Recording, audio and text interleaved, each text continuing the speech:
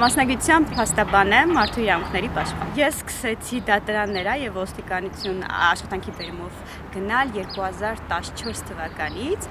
եւ առաջի հայացքից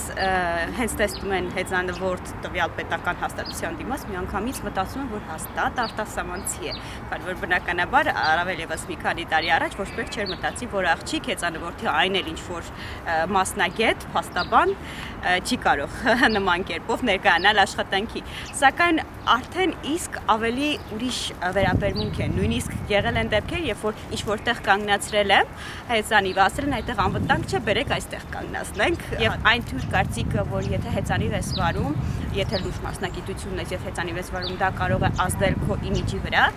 ես կարող եմ ապացուցել հակառակը, եթե դու հեծանիվ ես վարում, ապա դու մտածում ես էկոլոգիայի մասին, վարում ես առողջ ապրելակերպ եւ ինչ որ կերպ փորձում ես դրական փոփոխություն մտցնել հասարակության մեջ։ Որպես տրանսպորտային միջոց հեծանիվը վարում եմ 2012 թվականից, այսինքն մոտավորապես 4 տարի։ Ինչ առավելություններ ունի հեծանիվը որպես տրանսպորտային միջոց մեքենաների նկատմամբ։ Նախ տնտեսում ենք ժամանակ, քանի որ խցանումների մեջ չենք մնում եւ կարողանում ենք, եթե ինչ որտեղ խցանում է, մայթով կամ այլ տարածքով գնալ, որտեղ փոքր է եւ կարողանում ենք անցնել արանքներով։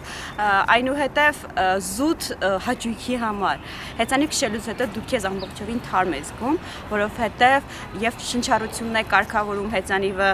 եւ մնացած ամեն ինչ։ Եթե շահութան հեծանիվ վարողները եւ համապատասխան միջոցներ ձեռնարկեն հեծանվային,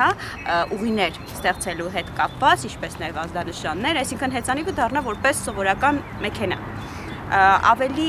կհեշտանա եւ Երևանի երթևեկությունը եւ մարդիկ ավելի առողջ ապրելակերպի տենդենց։